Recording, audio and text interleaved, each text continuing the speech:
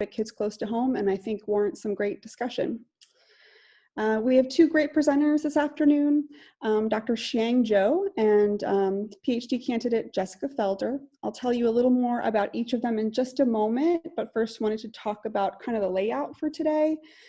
Each presenter will talk for 15, 20-ish minutes, after which time we'll have a brief Q&A, and then we will talk at the end also for any additional questions. Sound good, everybody? Yay? Okay. Okay, I'm going to have Dr. Zhou is up first.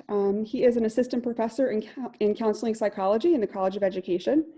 He has his PhD from the University of Minnesota in counseling psychology, and he's interested in researching the intersections of culture and parenting. Specifically, he's interested in both basic science and research to understand parenting constructs such as cultural socialization and parenting regulatory focus, as well as applied research in culturally adapted parenting interventions.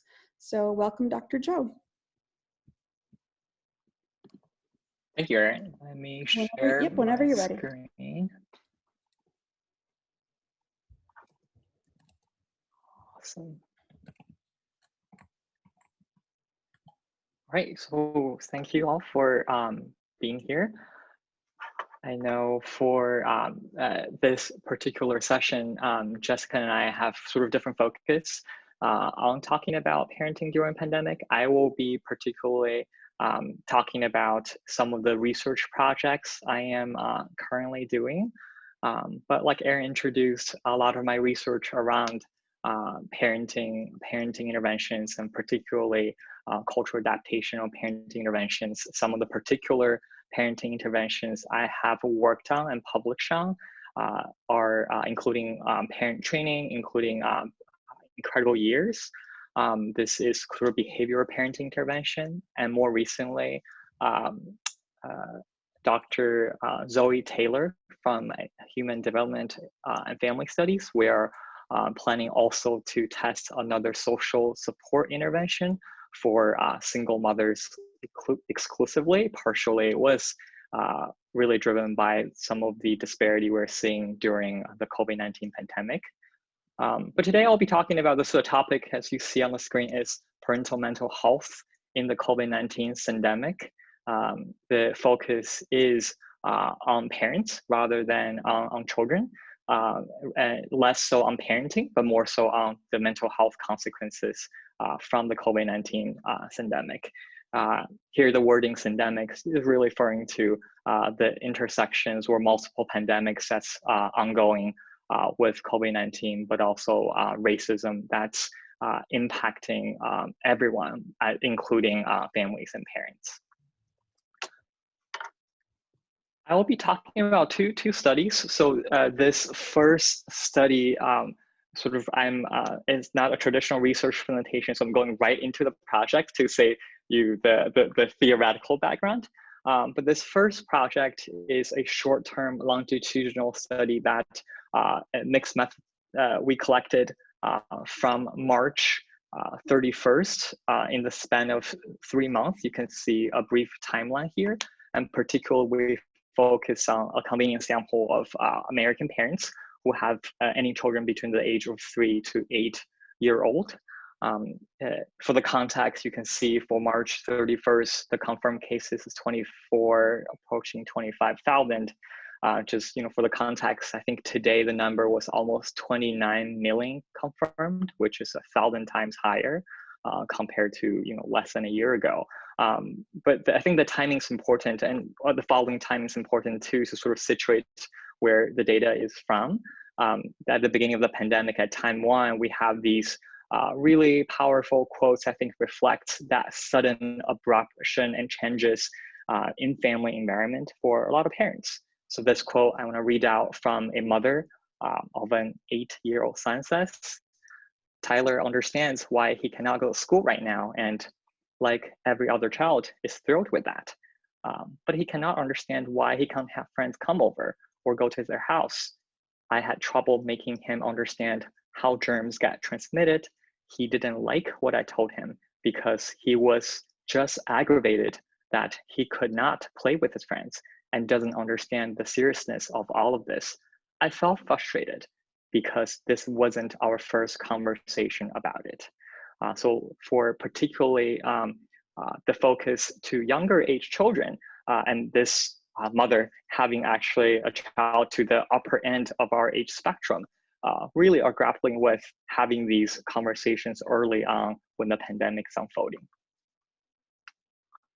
Just briefly, another quote from father of a 7-year-old son. He says, "My wife and I were listening to John Branson's, thinking about his work. As he was sick with coronavirus, as asked, as is the child, why we were listening to his music and understood when we explained.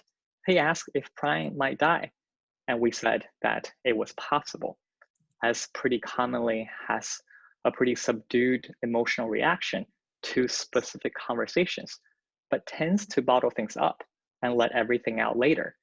We've seen a few outbursts from him, but in this conversation, as is typical for him, he just kind of accepted things and went about his day. I wish that S didn't understand as much as he does, but he obviously knows that this isn't a normal situation. And we give him honest but simplified answers to his questions about why we're not leaving the house. This is one of the many stories that we heard from parents where not only in addition to the first story, parents are explaining the gravity of COVID-19, but dealing with grief and dealing with sort of individual differences among children. So how do you tailor your parenting and tailor your messages to children, asking questions while parents themselves are also struggling to think about their own mental health and work-life balance. So quickly, the switching gears just a little bit, this is sort of a different study that we conducted right after the completion of that first short-term longitudinal study, which I'll return to a little bit later. But I want to show this one first. This is a study we conducted in July as a multinational collaboration, but this particular data is drawn from the United States. We have over 2,000 individuals using a nationally represented sample from Qualtrics panel. And particularly, we compared for this data analysis and paper that's currently we're revising and resubmitting for publication, comparing parents versus non-parents, in which we define parents are those who have any children under the age of 18-year-olds rather than 3 to 8-year-old. We're using a broader definition here. This is very different sort of data collection methodology, but the strength of that is we're able to see this national trend. And perhaps unsurprisingly, I mean, I'm speaking to an audience perhaps can more so relate to this than others, that across the board of the dimensions, parents are experiencing more stressors. So I will go through some of these outcomes we're looking at. The first 6 or 7 constructs we're looking at are a new scale and items that a multinational trauma psychologists have come up with in trying to measure cross-national stressors during the COVID-19 pandemic that include pandemic specific stress, such as sort of hearing news and checking the confirmed cases or death cases in your surrounding area. Health related are referring to the stressor where we all have to worry about our contraction or people around us. Restricted social contact is that lost opportunity to see families and friends face to face. Restricted public life as a stressor is that we're not able to travel for work, conferences, or leisure. Staying at home refers to a stressor where a lot of people are reporting more conflicts with their partners or children when they're staying at home. Mood related are sort of anxiety, depression, boredom, but more generally defined. Lastly, work related is that increased workload or work demand. And as you can see, among all these stressors, except mood related stressor, parents are experiencing significantly higher level of stressor across the board. In addition, we're looking at two particular mental health outcomes, which have been previously validated in large scale studies. One is post-traumatic stress symptoms. Pandemic, maybe ironically, is actually not considered a trauma by classic DSM diagnoses. So in this particular case, we're extending this concept to think about what happened in 2020 is a collective trauma to almost all individuals on multiple levels. So looking at their symptoms that's akin to someone would experience when they have a traumatic event, such as repetitive thoughts about this and avoidance of certain behaviors and emotions. And another second mental health outcomes we're looking at is adjustment disorder. So this pandemic, broadly defined, is a new event that we all have to adjust to. So similarly, across these two dimensions, we see parents compared to non-parents have higher levels of post-traumatic stress and adjustment disorder symptoms after we control for age, gender, race, income, and educational attainment. Sort of to briefly summarize, but frame in a different way, among our parents, almost 40% of parents endorse post-traumatic symptoms above clinical cutoff, which is significantly higher than population prevalence before the pandemic. And almost 19% acknowledged significant levels of adjustment disorder symptoms. Sort of begs the question to compare within parents because parents or families are not experiencing pandemics similarly. Particularly, we're thinking about how moms and dads are experiencing this differently in terms of traditional roles with child caregiving, in terms of how ethnic racial parents perhaps have to have more responsibilities to talk about racism and thinking about how to help their child to cope with racist events that's perhaps more visible than ever during the pandemic unfolding process. So a little bit to our surprise, maybe looking at all these dimensions of demographic differences within parents, we only find age is the most significant predictor across these two indicators. That is, older individuals, in this case, older parents, tend to experience less post-traumatic stress symptoms and adjustment disorder symptoms. That by itself is not that surprising. From almost all studies possible, older people are happier, or in other words, younger individuals are experiencing or perceiving more stress, which is one of the reasons why college population, grad students, and undergraduates actually most stressed out population across the demographic sector. But looking at adjustment disorder, you can see I highlighted where women are experiencing higher adjustment disorder symptoms, and folks with higher educational attainment are slightly experiencing more post-traumatic stress symptoms. But I do also want to highlight these are not sort of traditional outcomes we're looking at.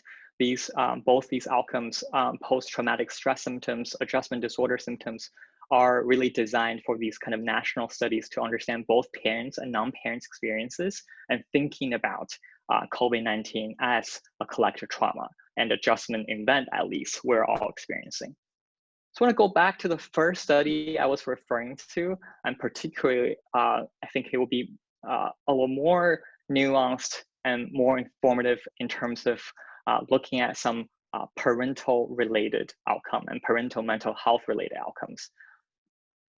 So I will, in the next few slides, be sharing some outcome and results related to depression, anxiety, and this new or newer construct called parental burnout. I'll be going over that just in a second. For the purpose of this analysis, we really focus on the gender differences. So how fathers and mothers are experiencing the pandemic differently and understand the impact on their mental health. And we do see, relatively speaking, mothers are experiencing more anxiety at time one when pandemic first happened, and when we're closing this study, that's by June or July. All the other controlling variables we're using are not significant except for single parenthood at time one. Notably, using sort of anxiety, depression, both are, again, nationally standardized scales. So across board, we're also able to see the elevated clinical presentations among parent population. But I want to particularly highlight, maybe for today, this concept of parental burnout. I think a lot of parents are experiencing, and in my research and conversations with parents, having language around parental burnout sometimes can be extremely validating for them to speak of their experiences. So this parental burnout is a newer construct by Roskam as an extension from research on occupational burnout. So when we're thinking about burnout, I think a lot of people here today perhaps are related to the university that in different aspects we can sort of relate to how either being a graduate student, being an undergraduate student, being a faculty or staff, the work can really bring out a lot of symptoms we feel burned out, disconnected, or exhausted emotionally and physically. Similar here, parental burnout is defined in 4 different dimensions. That is, first, exhaustion, how parents are feeling both physically and emotionally exhausted being a parent. So parents are reporting symptoms around the sleep deprivation. And here, the example I gave is I feel completely run down by my role as a parent. Contrast refers to how parents, especially driven by this perfectionistic tendency to compare themselves not only with others, but even with themselves for the ideal parents a lot of parents are striving to be. The sample items here, I don't think I am the good father or mother that I used to be to my children anymore. Saturation is where parents are really feeling the burnout to the case where they cannot emotionally provide more. So here, I don't enjoy being with my children anymore. So for doing the similar activity, parents' emotional exhaustion from their daily role being a parent. Lastly, emotional distancing is where, similar to the context of occupational burnout, when we are burnout from our work, oftentimes students or faculty will report that they are just completing the task. They don't feel passion for the research they're interested in, or they don't feel connected with the students. They're really filling the role that they were ascribed. Here, even though parents still have to be parents there, they reported, for instance, here, I do what I'm supposed to do with my children, but nothing more. So these are the ones we really see the changes compared to the data we collected to pre-pandemic norm data. The exhaustion, contrast, saturation, and emotional distancing are really off the roof. Compare across fathers and mothers, we definitely see more consistent different gender differences, where mothers are experiencing more burned out symptoms across the board. And just very briefly, I don't think I want to go through the model too specifically for this presentation, but we do see longitudinally from March to July that mothers really started off with significantly higher anxiety symptoms, but also dropped more quickly from March 31st to July 1st. Whereas fathers did not start out as high on their anxiety symptoms and did not drop as much. I think I want to show this because it signifies another dimension that we sometimes omit, particularly from a positive psychology point of view, as exhausting and emotionally taxing as parenting and many other stressors in life. parents overall, or a lot of parents, are showing the resilience to recover to some extent in the unfolding process. And these are nothing actually new to COVID-19. There were a few national disasters, natural disasters, or post-11, we see similar trajectories when parents and individuals and children are able to adjust over the course of post-traumatic recovery process. So to summarize what I shared in the last 15 minutes, parents experience significantly higher stress compared to non-parents in a nationally represented sample. Mothers in general have more depressive, anxiety, and burnout symptoms compared to fathers after controlling for race, gender, single parent status, and income. And lastly, parents' anxiety symptoms decreased from March to June/July, with mothers started higher and decreased more.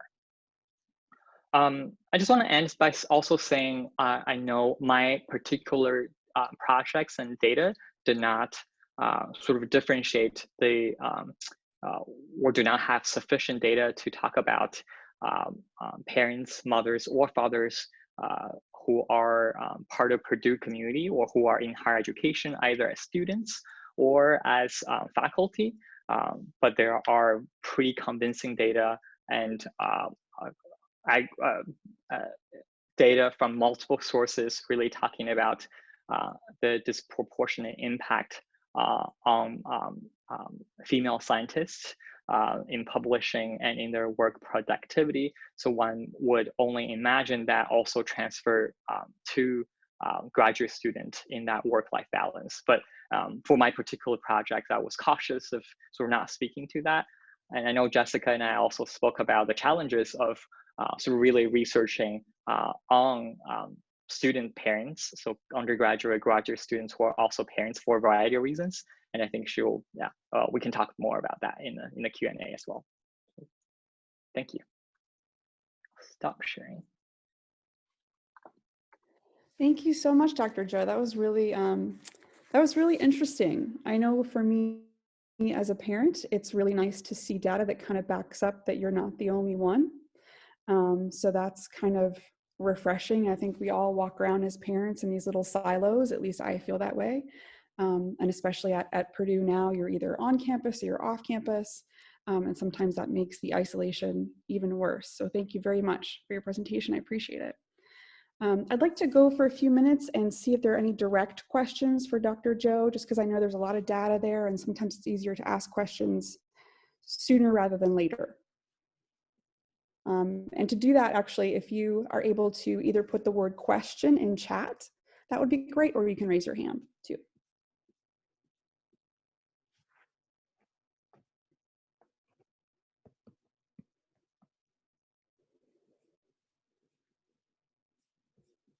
Okay, I'm not seeing anything at the moment. We can wait until the end if everyone is good with that. Okay, no problem. Okay, let me get Jessica Felder on board then. Hi, Jessica. Hi. She is a PhD candidate in the Department of Political Science. Jessica's focus is on comparative politics, international relations, and methodology.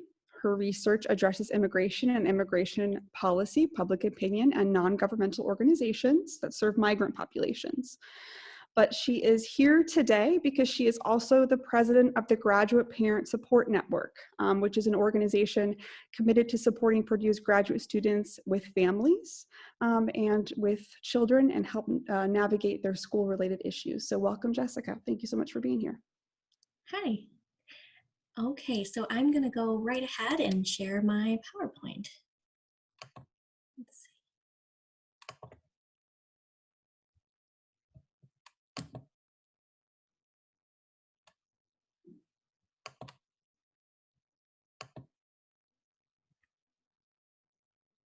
Okay, is everyone able to see it? Yep, okay. Yes. All right. So you already introduced me. Thank you so much. So I'll go ahead and skip the introductory slide. So I am not here as someone who does research in the particular area, even though that was really informative. I'm kind of on the other side of it as somebody who is within a particular organization that focuses on graduate parenting issues. And the Graduate Parent Support Network is an organization directly at Purdue, so I'll be speaking a little bit more towards what this organization does, how we could be of help, and some of the concerns and issues with graduate parenting, specifically at Purdue. So here are my little ones. So I am a graduate parent myself, and that's part of the reason that I got involved in the organization to start with. So this is my daughter, Emmy, and she'll be 2 in May. And this is my son, Teddy, and he'll be 4 in May. So I have 2 May babies. And they make, life better and wonderful, but they do make graduate work significantly more difficult. And I'm sure many of us feel that way. So I am here as president of the Graduate Parent Support Network. It's a organization, a student-run organization that's really committed to supporting Purdue's graduate students with families.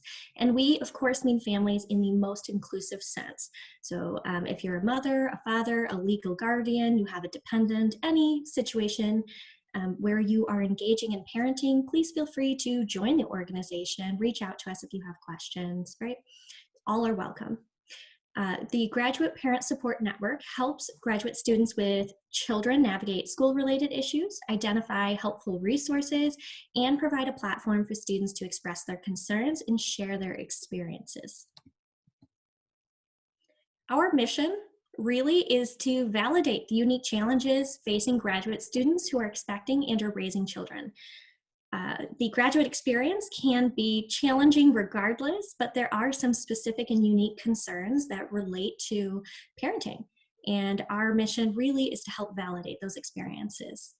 We seek to connect graduate student parents with one another and to the resources available to them. And with the resources, we mean broadly. So resources, of course, through Purdue, but also in the community and wider. And finally, we seek to empower graduate student parents to find balance while making the most of their degree programs and supporting their families. So how do we accomplish this? The first thing that we do is we host family-friendly events. We do this every semester. Before the pandemic, we did these in person. These events were generally social. Sometimes we also offered events such as a stuff swap where parents could donate things they don't need and pick up anything they did need. And we held those all in person prior to the pandemic, but unfortunately, for health reasons, of course, we've moved online and we've started having events completely virtual. Last week, we had our meet and greet for the semester, which was a great way to meet some new parents at Purdue. And we will be hosting a bunch of other sort of virtual events through the semester. One of the main ones that's coming up is a Parenting and Academia mini conference, which we'll be doing in conjunction with the graduate school. And that's a virtual conference that'll be on April 20th and 21st. It's completely free and welcome to anybody. The first day will be really focused in on graduate parenting issues. And the second day will be much more broadly focused on parenting and academia. And so for those of you who are thinking about questions such as how might I transition to a postdoc, what might tenure track or other professor positions look like as a parent, this will be a great conference to attend and get those questions answered and just to be a part of. So we hope to see you there.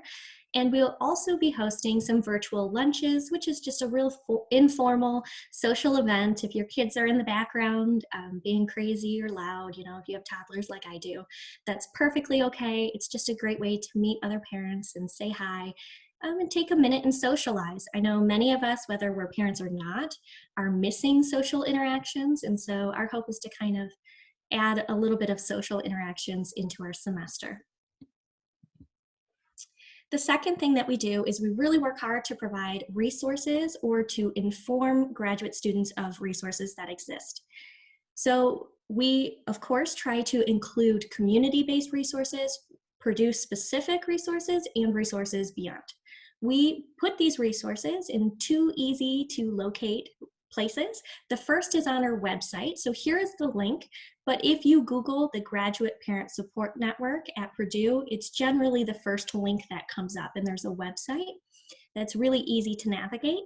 And you'll be able to see a bunch of family-friendly tabs on the side of the website. And then you will also be able to see our events and our resources that we keep on the website.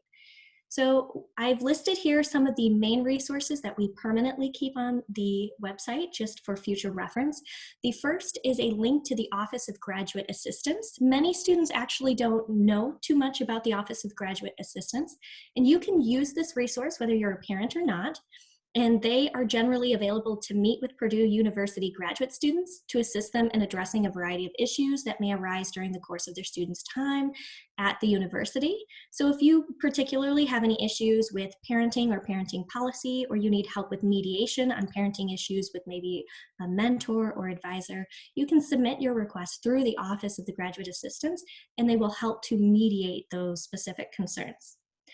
The second resource is the COVID-19 Parent and Family Resource List, which is a wonderful packet of information, not only talking about activities that you could do with your kids during the pandemic, but also it talks a lot about how to talk about the pandemic or manage pandemic issues with your children as well. And so that's a wonderful resource that we keep on our website. And the final one is the Purdue University Graduate Student Parent Guide. And this is a guide that's put together and usually updated about once a year. And it covers everything from the school systems in the area to local parks to health insurance at Purdue. And this is a really wonderful guide for people who've just moved to West Lafayette to learn about the community and parenting in the community, or for new parents at Purdue to figure out some of those main parenting questions that we are thinking of right when we become parents.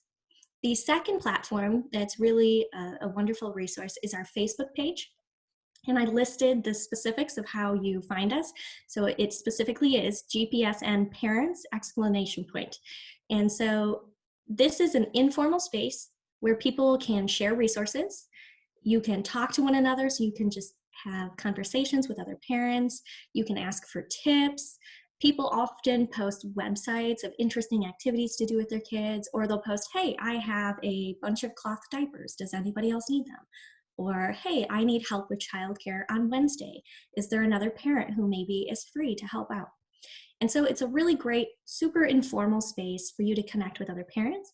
And you can feel free to find us on Facebook and absolutely join the group. We'd be happy to have anybody who wants to join, of course.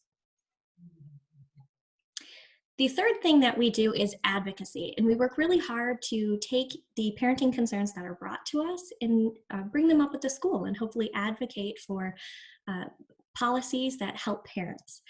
One of our first goals was the child care grants and getting the amount of the child care grants updated and increased, and we were able to successfully do that. We also looked at other issues such as emergency funding during the pandemic and Purdue daycares charging tuition during the pandemic. So we worked on those issues and bringing those to the attention of faculty.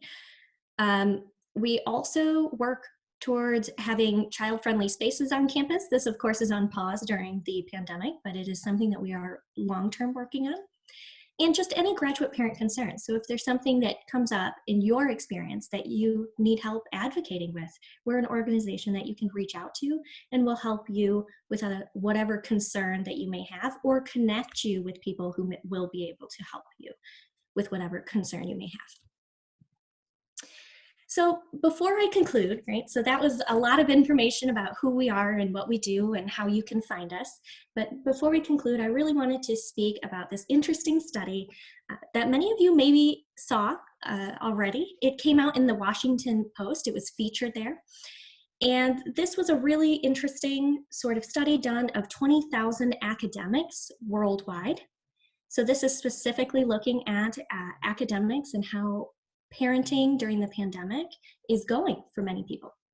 And so even before the pandemic, they had found that women in academia spent about 50 minutes more each day caring for children and doing other household tasks, but nonetheless worked almost as much as men. And during the pandemic, this decreased the research work these women did by about an hour and increased their childcare and housework burden by more than 2 hours. And men in academia saw a smaller increase in childcare and housework time, but it was still significant of about 90 minutes a day. And so the gender gaps among academics, both in terms of status and productivity, have been large even before the onset of COVID-19. And the loss of research time due to the unequal sharing of parental responsibilities could mean that women fall even further behind.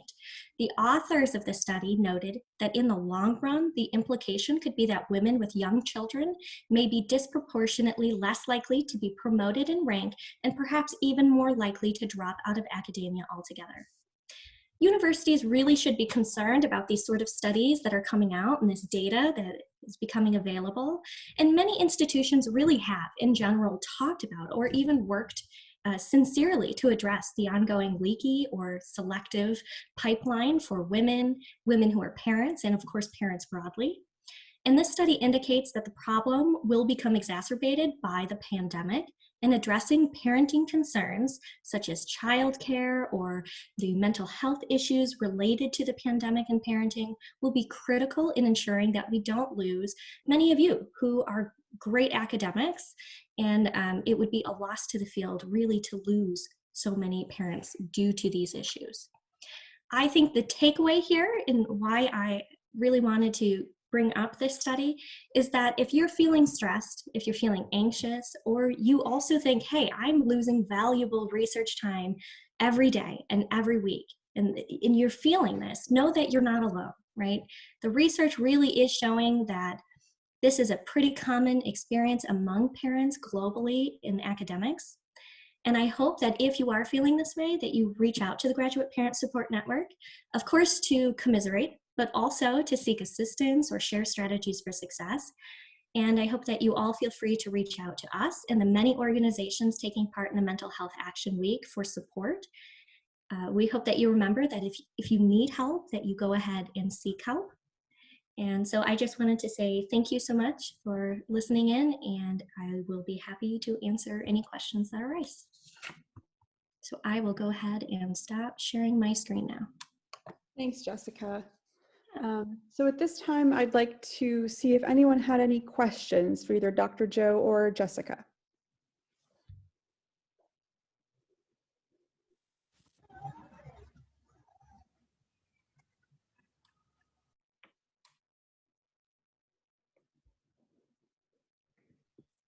I have a question.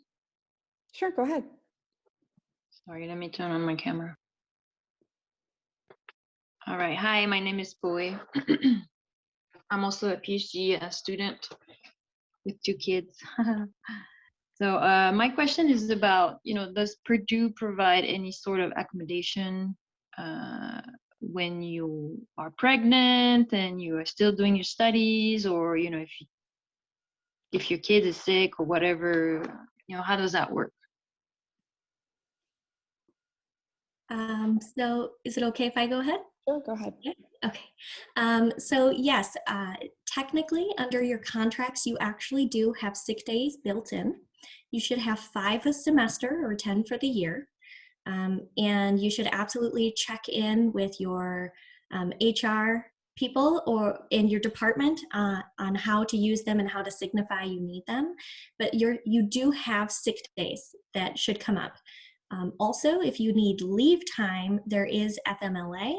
So you do have protected time off depending on your contract. And different departments have different contracts. Some of them are only 9-month and others are 12-month. And unless you're 12-month, you may not get the same FMLA protected time off. However, most departments, even if you're a 9-month contract, if you ask them and talk to them about a semester off, many of them will grant it. You just may need to have more informal conversations. It won't be part of a FMLA leave. It'll be separate. So there are sick days and there are time off. Right, thank you. In my case, I am not under contract. I'm paying my own way through PhD. So I was wondering if there was any accommodation for students like me. Yeah, you would have to specifically request it through your department because it's flexible. So each department sets its own rules. So many will often grant you that time off, but it might look different. For example, some departments will take a whole year. It'll count of your year of funding if you accept it, even if you take a semester off. So let's say you have a 5-year contract and you take a semester off, you lose that semester of funding permanently in some departments, and not so in other departments. So I would always suggest reaching out to your department and then making sure that you get the full contract or whatever the situation will be fully in writing so that it's clear on everyone's part going forward how it will be treated. All right, thank you. I have a comment and a question, if that's okay. Sure. Jessica, thank you for raising my awareness about your organization. I'm ashamed to tell you that I didn't know about it, although I have students like Erin. Erin's one of my students who have children, young children and otherwise, and I feel like I should have known about it, but now I do, and it's good that there would be a resource that I could mention to my students to contact, because I do feel that there are additional layers of stress when you have young children that you're trying to raise while you're going through a PhD program. And I do have a question for Dr. Zhou about your study. You mentioned differences in gender, like females' level of stress as opposed to men. Are there other parts of your study that looked at differences according to race or class or SES and family support structures, things like that? Thank you. I just want to first comment on the graduate parent-student network as well. In that, I'm so appreciative of Jessica's service in sort of providing this invaluable resource to the community. At the same time, I know this is a lot for a graduate student sort of to take on this responsibility, which I think across, if we look beyond Purdue and across institutions, I think it really sort of made me to think about on the policy level, structural level, what else can be done. There are institutions that there are student parent offices are funded by the university to support students and have multiple staff member working there full time to support students, compared to, I think, some of the infrastructure I do, on that end. I think I really appreciate what Jessica's doing, and thinking there's so much more advocacy that can be done to support all parents, but particularly student parents on campus. For your question, yes, we did look at all of the variables you mentioned, actually, except the structural support, because I think we measured in different ways. All the others you mentioned are sort of demographic variables that we all included. So we were surprised to find none of them are consistently differ, even on ones. For instance, I do a lot of racial health disparity work, comparing ethnic racial minority to white parents.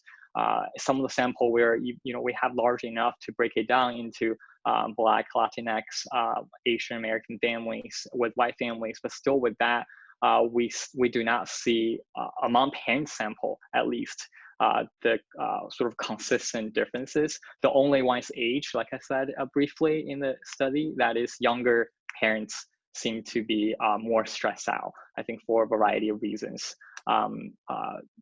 Single parents, we suspect, would be more stressed out and experiencing a lot of stressors, which is true for the number of stressors they indicated, but that doesn't necessarily translate into the psychological stress, which is interesting, sort of to think about. Perhaps this is a time everyone's stress level is so high that marginal differences are not picked up by some of the demographic differences, or the measures we use are not sensitive enough to pick up those more nuanced differences. Thank you. Thank you. Any more questions?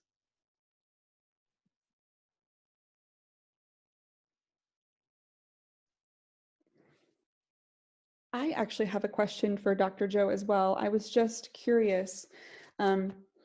I noticed on one of your slides when you were talking about stressors and you discussed work-related and restricted and social contact. had all gone up during this pandemic.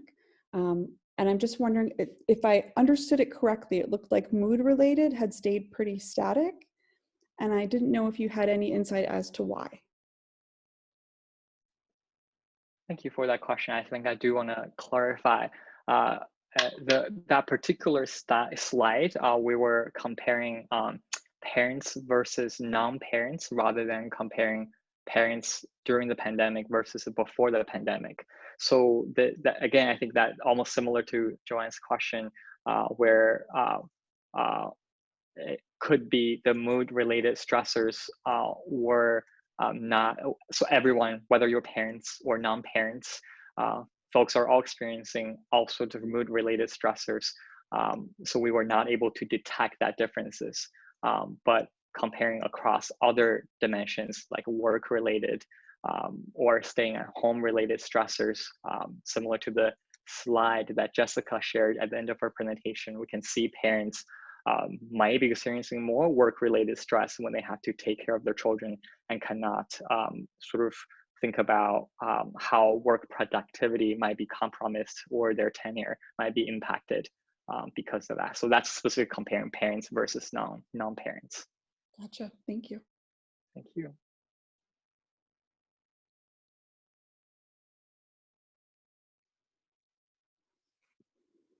Any other questions?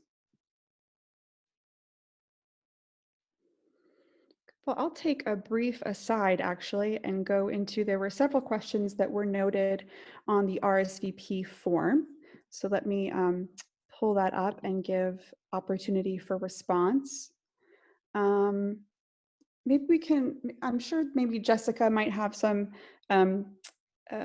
resource that she could recommend, but how to deal with on-off childcare services during the pandemic and maybe where students can look for that kind of information.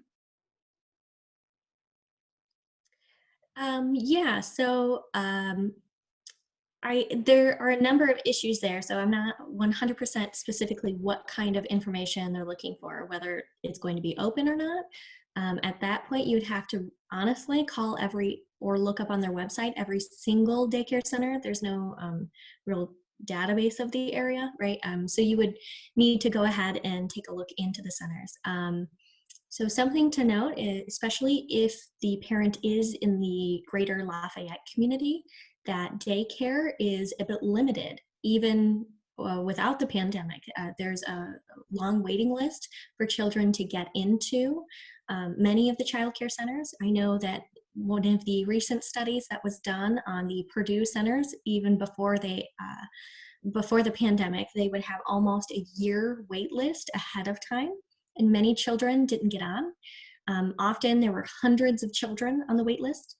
So this was a very common, difficult issue even before the pandemic. So I would recommend, and this is something that I've even recommended before the pandemic, is that you establish a backup sort of system of daycare centers that might be suitable, but maybe not your first choice, right? And so I think that'll become increasingly important. Outside of that, if you're specifically wondering, oh, are they going to open or close at some point, you would need to specifically go ahead and talk to the daycare center themselves.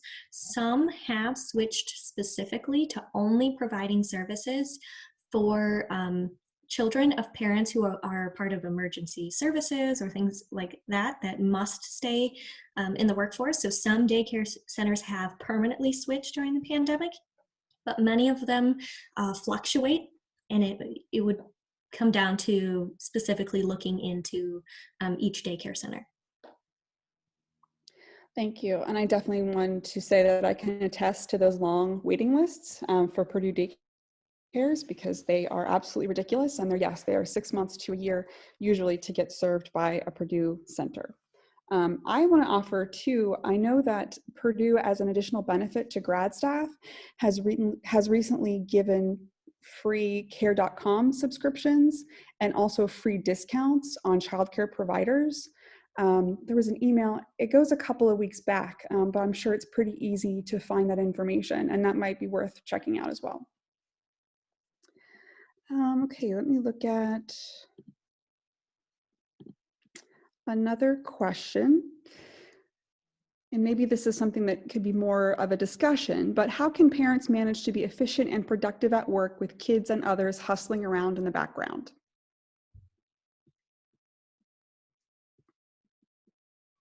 It's a pretty great question that I'm sure we're all dealing with. I would answer this two ways. One, that if there are specific struggles that you're dealing with parenting, feel free to kind of log in to the Facebook page. That's a great place to post questions to other parents and get advice from one another if you're particularly looking for advice, right? So I think that would be a really great way to kind of throw those questions out there to other parents who are in a very similar position to you of being an academic at Purdue and balancing parenting concerns. And I would also, just as an individual from my personal experience, say that something that has helped me is establishing a place within my home that is away from the children, if possible.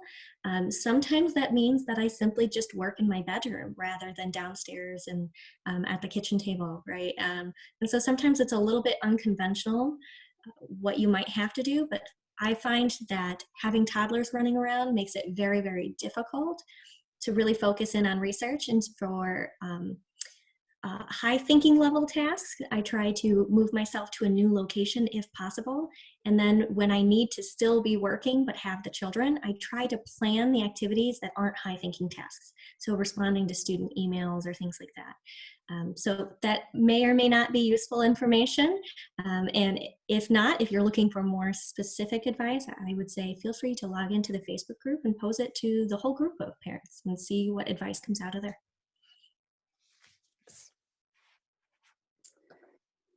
I'll go on with my next listed question here. It also refers to daycare, and I think that you've answered certainly part of it, Jessica, but I'll go ahead and ask the whole thing anyway.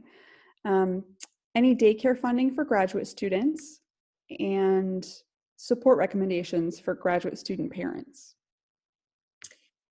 Yeah, absolutely. So there is a child care grant that is available. It's $1,000 and you can apply for it every semester. So there are some conditions though. So the applications come out each semester where you can go ahead and apply, but they are need-based, meaning that depending on your income, you may receive a different amount of the grant itself. And it is first come, first serve. So once they run out for a semester, they're out of funds, but it's always available the next semester. Another tip to keep in mind when you're applying for the grants, which we do post on our website when they're coming out, and we post on our Facebook page when they come out. So if you're watching either of those, you'll see them, and they usually come through our email when they come up as well.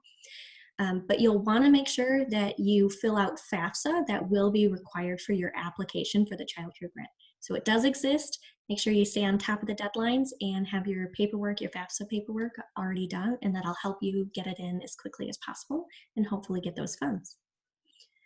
Also, I guess as a last point on that, the funds are different depending on the type of center that you send your child to. So if it's an accredited center, you can receive up to $1,000. If it's a non-accredited center, you can receive up to $500 a semester. Yeah, I hope that helps.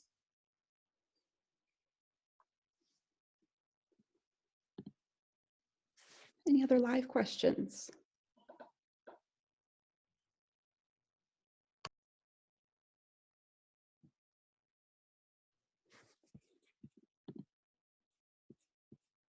We're such a quiet bunch today, guys.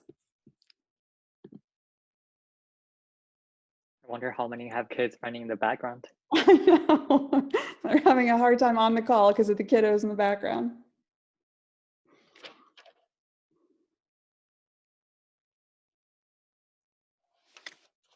Anything? I do want to say, Dr. Zhou, that I found your part about parental burnout, the assessment, really helpful and interesting for me at least, because I know that contrast and exhaustion part for me right now is really elevated, and I'm sure that other people here feel the same way. And I'd be interested in knowing more, and don't know if you know of anyone studying it yet. I mean, the pandemic is still relatively new, but that difference that we talked about between regular parents and also kind of the academic component of actually like being a PhD student parent, which I think anecdotally for me is even more intense when you're having to do research and really perform at a high level, and you're exhausted. So I didn't know if you knew of any kind of thing going on or not. Yeah, that's a yeah, good question. I think part about this measure or construct that I appreciate as well from perhaps empirical point of view was also not necessarily to pathologize parents, but recognizing these because it's different from a mental health concern. There it's very a domain specific concern, right? So parents are burned out related to the role being a parent and having that contrast or emotional exhaustion, which is different from perhaps our overview about what's happening with work or our friends or family surrounding us. So I think that captures something a little bit more. I know many people are starting to do this line of research, but still very nascent area research. This upcoming May, there is a second international conference actually on parental burnout, and researchers from more than 10 countries will be joining this, hosted in Germany, I believe, virtually. Of course, I think you are all including this one, virtual conferences, to look at that. So I'm personally very looking forward to that. So I'm talking to actually people from this network, and there are very unique aspects for my own projects. The next one I'm hoping to examine is really how this concept I call vicarious racism that parents are having from racist event would sort of impact their parental burnout for ethnic racial minority families. So not only for the daily task of parenting, but in addition to that, with the racial socialization component. For some other countries, I've also heard when educational resources are really scarce in some places, that can really increase to parental burnout, not just from the daily interaction with kids pulling us away from work, but also the piece where there is more societal pressure. Cross-national study are showing some interesting trends where for nations have longer maternal leave, the parental stress or parental burnout is lower, where it's not a surprising result, but I think all of these findings are affirming and confirming to parents out there. I just want to say pathologize all the way when it comes to me, because it's really helpful for me to hear it and see it. So thank you. Any other questions? I see that there's one in the chat that says, can someone who's not a graduate mom join the Facebook group? Yes, we do have allies who do join the group, especially for people who are interested in supporting graduate parents or even volunteering at events. We often get non-parents who are just wanting to help their colleagues and friends. And that's actually a really, really great question and a wonderful thing. It's something that helps actually keep the organization going, because graduate parents are often exceptionally busy, and having extra hands and extra people just helping out along the way is a great thing. So yeah, absolutely. Feel free to join.